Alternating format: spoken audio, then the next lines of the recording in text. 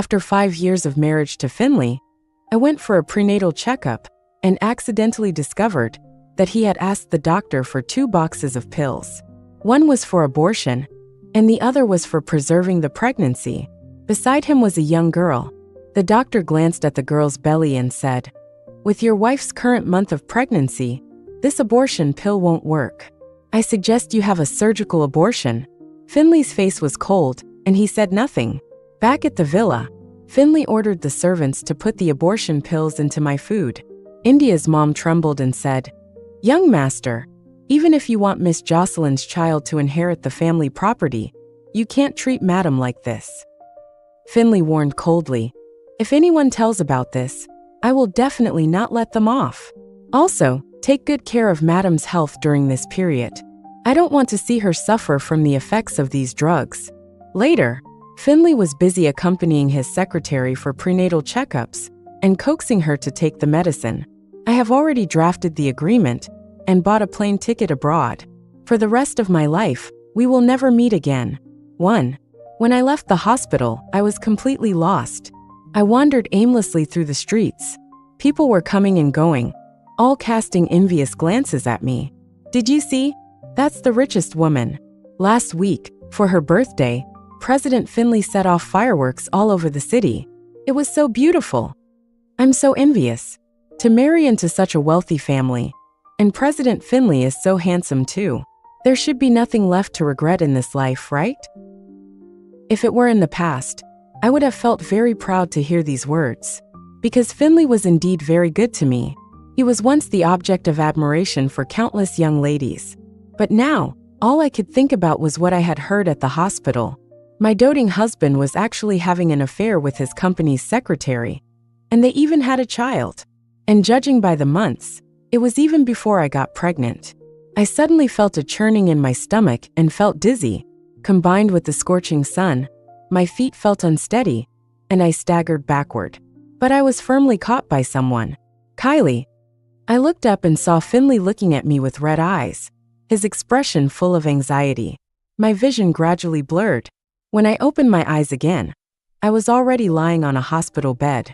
My hand was tightly held by Finley, and he looked like he had been guarding me for a long time. Seeing me wake up, he looked at me with concern and said, "Are you feeling better? Why did you come out alone?" The doctor on the side said, "Madam is too emotionally unstable, and her hormones are unbalanced, which caused her to faint." Hearing this, Finley's grip on my hand suddenly trembled. He frowned at me, his eyes flashing with a hint of panic. "Kylie, how did you end up near the hospital? Didn't you say I would accompany you for your prenatal checkup in 2 days? I have some business to discuss these days and happen to be nearby. By the way, did you not see me when you came?" I looked at Finley, and his expression was clearly a little unnatural. These words sounded like a probe. I gritted my teeth and still forced a smile. "Really? I just didn't want to trouble you. After all, the baby is still young, so I came by myself. I didn't see you." His expression visibly relaxed, and he pulled me into his arms, his voice gentle. "Don't do this next time. You have to let India Mom or me accompany you when you go out in the future. Do you know how worried I was when you fainted?" His eyes accused me. "You're carrying our hard-earned child." Looking at his affectionate expression, I only felt ironic. So he also knew that our child was hard-won. I've been married to him for 5 years and haven't been able to get pregnant. In order to give him a child, I didn't hesitate to undergo IVF, and only I knew the pain involved. But I still endured it. Finally, I got the good news of pregnancy this year. But unexpectedly, as the father of the child, Finley wasn't happy. Instead, he tried every means to abort the child in my womb. "Kylie, I asked a friend for a good prescription for preserving the pregnancy a few days ago, and I've already asked India Mom to make it. Your body is weak, so you have to drink more to nourish yourself." As soon as he finished speaking, India Mom pushed the door open and came in. I looked at India Mom. She had always loved me, but now she dared not look at me. She just put down the bowl of tonic and glanced at me with a complicated expression. Finley picked up the bowl of medicine and blew on it gently. "Be good, I'll feed you." I looked deeply at the man I had loved for 5 years, and with great effort, I held back my tears and drank the medicine sip by sip. Finley, since you want our child to be aborted so much, then I'll do as you wish. Make way for you and your new love. From now on, there will be no more ties between us. 2. At night, my stomach began to ache severely, and I was sweating profusely. Finley quickly called for a doctor, but I knew that the baby in my belly couldn't be saved. A hot stream flowed out from me, and my face turned pale. After examining me, the doctor shook his head and said, "The baby can't be saved. Madam is weak, and after this miscarriage, it may be difficult to conceive again." Finley's eyes were bloodshot, and he clutched my hand tightly, crying heartbreakingly. It seemed as if he was more pained than I was by the loss of the child. He hugged me tightly, his voice trembling. "It's okay, Kylie. We don't need children anymore." My sweat soaked my hair, and my tears could no longer be controlled. Finley turned down all his appointments and stayed to take care of me. He, who was always extremely particular about cleanliness, personally wiped my body and washed my blood-stained clothes. When I closed my eyes, he stood by my side, holding my hand tightly. I could feel his gentle kiss on my forehead. If I hadn't heard him say he wanted to abort our child with my own ears, if I hadn't seen him with another woman with my own eyes, I wouldn't dare to think. How could a man who loved me so much change so suddenly? I wasn't actually asleep. I heard someone push the door open. "President Finley." A sweet voice sounded. "Aren't you supposed to be pushing off all your company matters? No one is allowed to disturb me today. I want to stay with my wife." But I took a deep breath and pretended to just wake up. That woman was looking at me at that moment, with a hint of scrutiny in her eyes. She was wearing a pure black professional suit, young and beautiful. Her belly was also slightly protruding. I recognized her. She was the woman Finley had taken for a physical examination. She was also the new secretary that Finley had recently hired. "Kylie, did I wake you up?" Finley asked me with concern. The next second, he glared at Jocelyn with cold eyes. "Didn't I tell you not to come to me for anything today? What are you doing? Don't you want to work anymore?" Jocelyn's eyes turned red, and she looked aggrieved. "President Finley, you should go back to the company and take a look. This matter is really urgent." Before Finley could speak, I said slowly, "Since there is an urgent matter in the company, you should go and take a look first." Finley frowned, hesitated, and then patted my hand. "Then you rest for a while. I'll come back when I'm done." He left without hesitation, so much so that he didn't even see the disappointment flashing in my eyes. In the past, no matter how difficult the matter was at work, Finley would never leave me alone. But now, for a new lover he kept outside, he left me so eagerly. 3.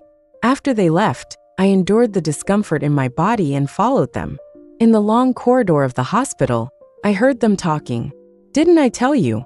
If you dare appear in front of Kylie again, I'll kill you." Finley grabbed Jocelyn's neck angrily. Jocelyn cried aggrieved. "President Finley, I know I was wrong, but I missed you so much. My stomach was very uncomfortable last night. I was so scared, so I wanted to see you." Finley's expression softened slightly, and the hand around Jocelyn's neck gradually loosened. "But you can't come to the hospital. Kylie just had a miscarriage and is in a bad mood. I have to stay here with her." But as soon as Finley finished speaking, Jocelyn reached out and unzipped his pants. Finley trembled all over and held her hand. Jocelyn didn't stop and bit his ear. "President Finley, don't you like trying something different? There are no cameras here, and no one will come. Why don't we?" Jocelyn gradually kissed his lips, and Finley did not refuse, but instead welcomed her. He cursed angrily. "You always use this trick." I couldn't believe my eyes. The former Finley, who was restrained and paid the most attention to his image, had such an open side. I was shocked and heartbroken, and I wanted to cover my ears to avoid hearing their moans. But I couldn't help but look. Tears had unknowingly wet my whole face. After it was over, I watched Finley gently kiss Jocelyn's forehead. It was so tender, just like every time he kissed my forehead. I couldn't help but vomit. When I returned to the ward, all I could think about was the image of them intertwined in the hospital corridor. I couldn't sleep at all. When I picked up my phone, I found a photo that Jocelyn had sent me. It was a photo of them in the corridor. President Finley is really energetic. He did it 3 times in the corridor. It seems not far from your ward. You should have seen it too? 4. I wouldn't have dared, but the doctor said that my baby is already developed enough. So doing things between husband and wife won't affect it and won't easily cause a miscarriage. Seeing that I didn't reply to her, she sent another photo. It was Finley's family heirloom jade. I didn't expect this jade to be so important to the Finley family, and Finley actually gave it to Jocelyn. President Finley said this jade is a gift for our child. You should recognize it, right? It seems to be a family heirloom of the Finley family. Whoever has this jade, the Finley family's property will belong to them in the future. My baby is really full of hope even before he is born. Jocelyn's provocative tone. Even through the screen, I could feel it. I asked her, "So, what are you trying to say?" Interestingly, Jocelyn started to recall messages one by one, as if she was afraid I would show these to Finley. "I just think you're pitiful. I'm just trying to advise you. Everyone thinks that President Finley loves you, but I think you're just a piece of chewing gum that President Finley can't get rid of. In fact, he doesn't think you're interesting at all." Watching her send the message for 3 seconds, then withdraw it, I smiled bitterly. I replied to her, "You don't have to be so careful. Finley is such a trash. If you like him, just take him." Before she could reply, I had already blocked and deleted her. As for Finley, I really don't want him anymore. I lost my soul and took off the love token Finley had given me. I put the bracelet in the box.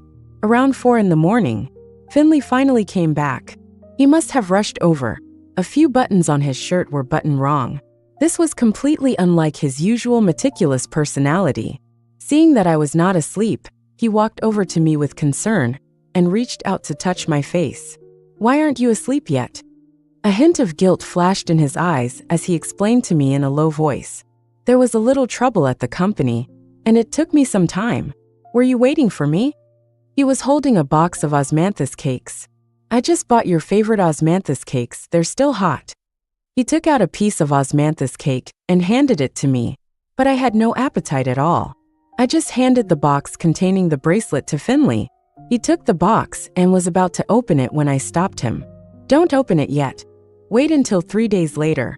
That's your birthday. This is my birthday present for you." Finley listened to me and put the box in his inner pocket, then put down the osmanthus cake. "If you don't have an appetite now, sleep for a while and eat it after you wake up." Finley stayed with me until I fell asleep, but early the next morning, after answering a phone call, he left in a hurry again, citing urgent company matters. And after he left, I went through the discharge procedures. I went home and packed my bags. I went to Haishur, thousands of miles away.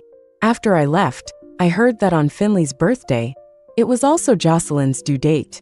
Finley was in the delivery room, and for some reason he felt uneasy, because I hadn't contacted him for a long time. Jocelyn beside him was screaming in pain, and Finley took out the gift I gave him from his pocket. After opening the box, it was the bracelet he gave me. I told him, if one day I wanted to leave him, I would definitely return this bracelet intact. 5. Finley's eyes instantly turned red, and endless regret surged up. He seemed to have forgotten the person he had deeply loved since he was a boy. He had once cried with joy because he had married her. But what was he doing now? Finley's face was ugly. Ignoring Jocelyn, who was in labor, he rushed out of the delivery room. His assistant stood at the door, and Finley grabbed his collar. "Where is my wife? Where did my wife go?" Finley shook the person in front of him like a madman. His eyes were bloodshot. The assistant looked at Finley with a complicated expression and said tremblingly, "Madam." She left, and she also resigned from the company. She said, "She wishes you and Miss Jocelyn a happy marriage." Finley's body trembled, so she knew everything.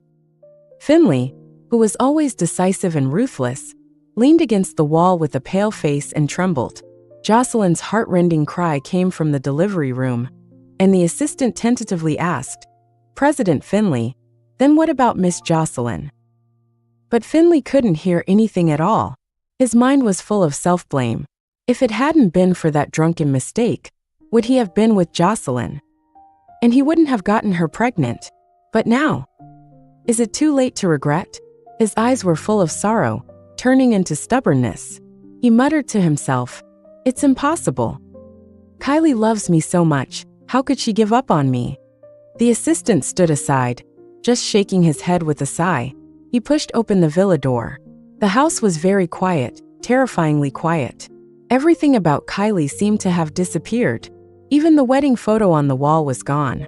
Finley was furious. "Who dared to take away my wife's things?"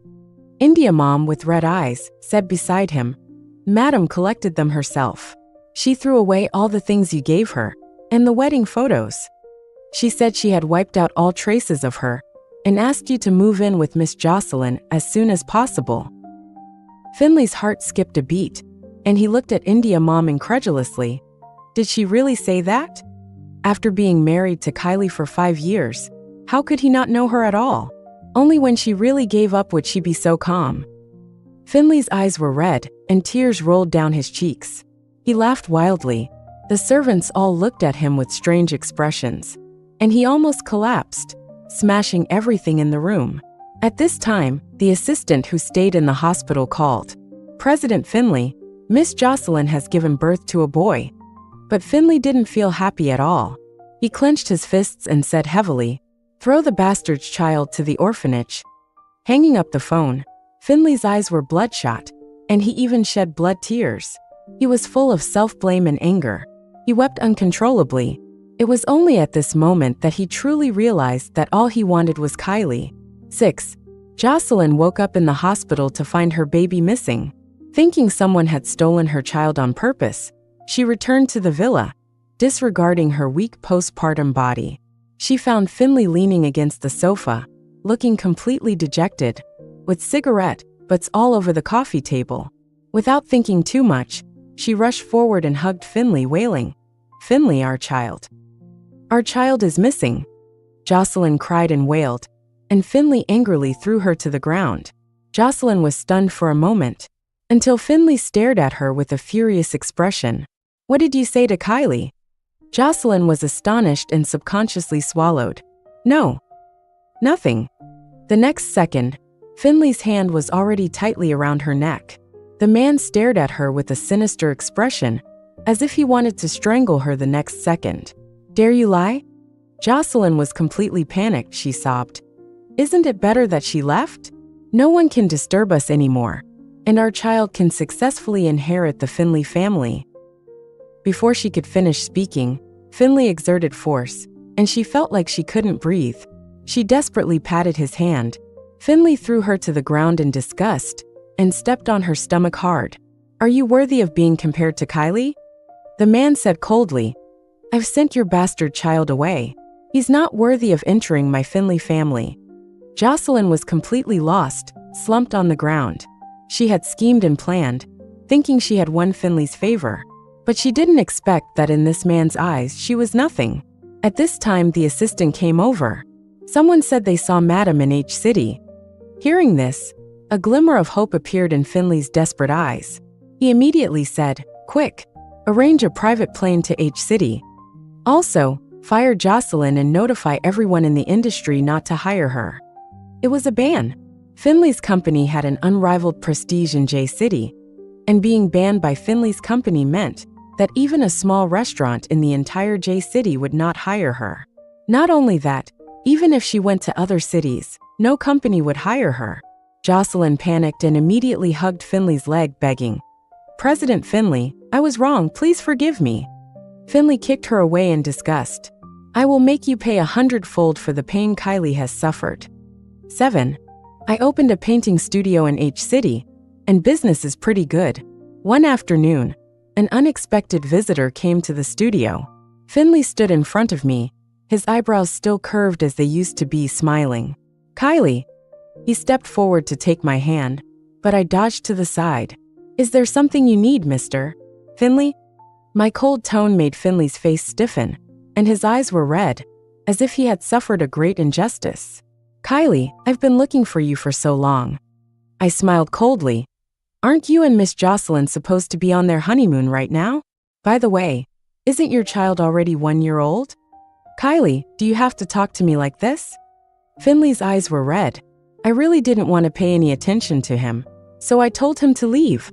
Mr. Finley, if you're not here to learn how to paint, please leave and don't disturb me from teaching my students. Finley took out a card from his inner suit pocket. I've booked it. From now on, you'll only teach me, okay? I scoffed. No need. Finley wanted to talk to me more, but someone behind him pushed him away. I'm late, Teacher Kylie. Ethan, wearing a white t-shirt, walked towards me with a smile, rubbing his hair. He glanced at Finley. Sister, do you even take students this old? Ethan is a college student nearby. He came to learn painting from me last month. He has a very good foundation, but he likes to joke. Finley's face turned black when he heard that, because in the whole studio, he didn't see other students, which meant that Ethan was my only student. Kylie, do you only teach him alone when you open a painting studio? Finley was full of jealousy, and I said coldly, he booked the whole place, and the money he gave was enough. Is there a problem with me only teaching him alone? Besides, if I remember correctly, we've already divorced, and this doesn't concern you, right? Finley's face turned ashen. Ethan, I don't know what happened, but he suddenly put his hand on my shoulder. TSK sister, is this your ex-husband? Looks like he's getting old. Maybe because he doesn't have as much vitality as me? Sister, do you want to see my abs? I looked at him in disbelief. What are you saying? I said in a low voice. Ethan chuckled and leaned into my ear. I'm helping you vent your anger to annoy this ex-husband of yours. Ethan said, and actually grabbed my hand and touched his abdomen. My face turned red instantly. Finley was full of anger, and he clenched his fist and punched Ethan. But Ethan had practiced martial arts, and with just one move, he knocked Finley down.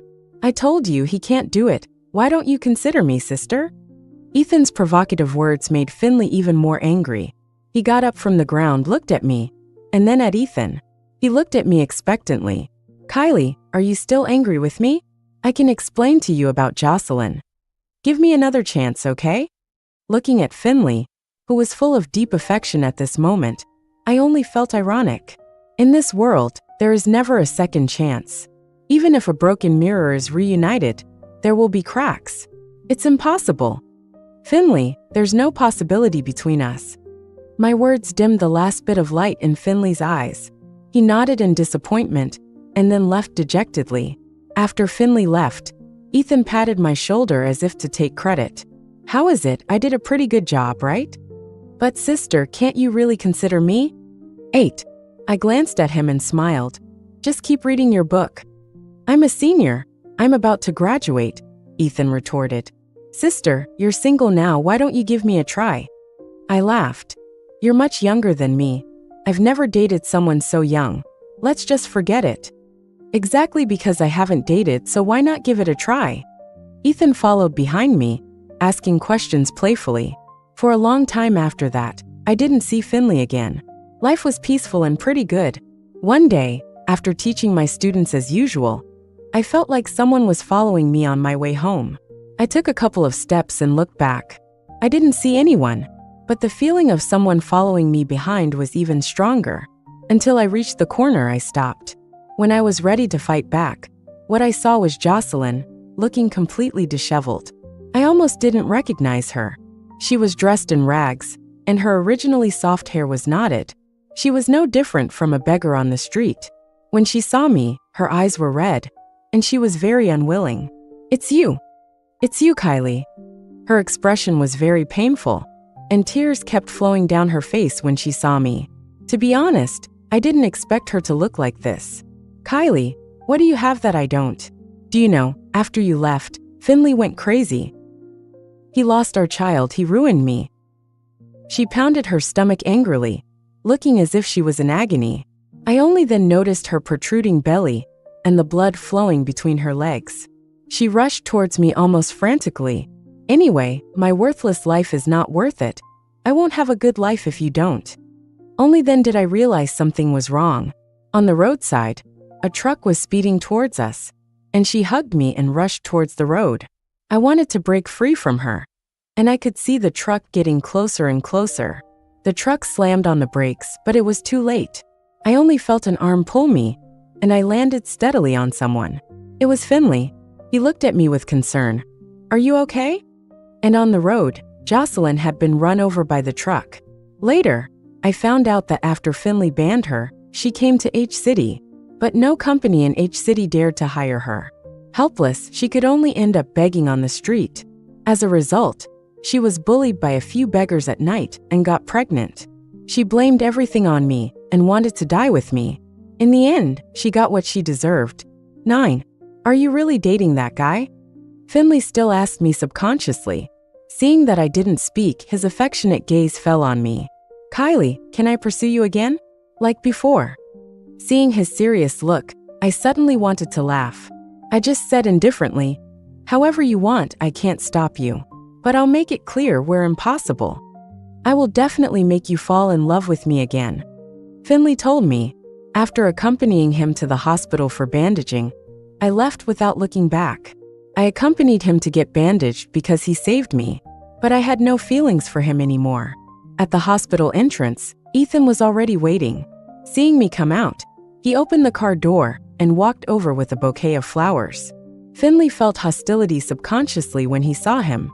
"I warn you, don't always pester Kylie." Hearing Finley's warning, Ethan chuckled lightly. "I think it's you who has been pestering my sister ex-husband." The term ex-husband seemed to bother Finley. Ethan must have caught something and kept calling him ex-husband, as if he was constantly reminding him that we were divorced. Ethan asked me to get in the car, saying he would take me back. Finley subconsciously grabbed my arm. "This kid looks like he's up to no good. I'll take you back later." I couldn't help but laugh. I waved my hand and hailed a taxi to go back by myself, leaving the two of them staring at each other, both unwilling to yield. After taking a shower that night, Ethan sent me a message. "Sister, do you still like him? I'm not saying. He's really not worthy of you." Seeing that I didn't reply to him, he quickly withdrew it. "Sorry, I shouldn't have said that. What I mean is, sister, you can find someone better." I smiled and replied, "Yeah, I will in the future." He replied quickly over there, "Don't wait for the future. There's a ready-made one in front of you. Why don't you try it?" Seeing this message, I leaned against the headboard and thought for a while. Ethan is young and good-looking. So far, he seems to be a good person too. It's just that I've just come out of a failed marriage. So is it irresponsible to be with him like this? After thinking about it, I still replied to him, "It depends on your performance." As a result, every day after that, Ethan would come to the studio and bring me a bouquet of flowers. He kept finding ways to give me gifts. Every gift was very expensive. Although I knew Ethan's family was well off, it was too wasteful to give such expensive gifts every day. Today, he gave me the jewelry he had bought at an auction. I refused. "You don't have to keep giving me these luxury goods to chase a girl." He looked at me seriously. "Then what does my sister like? As long as I have it, I'll give it to you." At that moment, I really felt like I was crazy. I actually developed a good feeling for a man 6 years younger than me. His innocent eyes stared at me, wet and glistening. "Sister, give me a chance, okay? I know you think I'm young. I will try to make myself mature. Don't rush to reject me, okay? I can wait until you accept me." I took a deep breath, looked at him and smiled faintly. "Okay, I'll give you a chance. But there's a probationary period, 1 month. During this month, I can try to get along with you." Ethan's eyes lit up, and he excitedly hugged me. "Great." And when Ethan hugged me, I saw Finley standing at the door. He stood at the door with a cold expression, looking at me with an indescribable loneliness. 10. Ethan, though young, is actually quite mature. Much more sophisticated than I had imagined. I haven't seen Finley for a long time. I heard he went back to J-City. That's fine too. This relationship wasn't going to get any more entangled anyway. Ethan successfully passed my probationary period, and we officially became boyfriend and girlfriend. The first time he took me home, I thought his parents would dislike me for being older and divorced. Unexpectedly, his parents were surprisingly kind. Older women are better. A woman 3 years older is worth a brick of gold. 6 years older, and that's 2 bricks of gold. Ethan's mother said with a smile. His whole family was very kind. and I no longer felt out of place when I went to his house. When I was with Finley, his parents didn't like me. They always felt that I wasn't good enough for their son. But at that time, I clearly had a family background and education that I could be proud of. Now, being with Ethan, I understand. It turns out that being loved doesn't require you to please or accommodate. Ethan and I have a lot in common. He loves art as much as I do. Later, we went to art exhibitions together and went sketching together. And then naturally, we entered the marriage hall. On the day of the wedding, I received an anonymous email. Inside was a gift of $100,000, and there was a letter. The letter read, "Kylie, in this life, I only wish you peace and happiness. Happy wedding." Later, I heard that Finley never married, and I have a full house of children and grandchildren.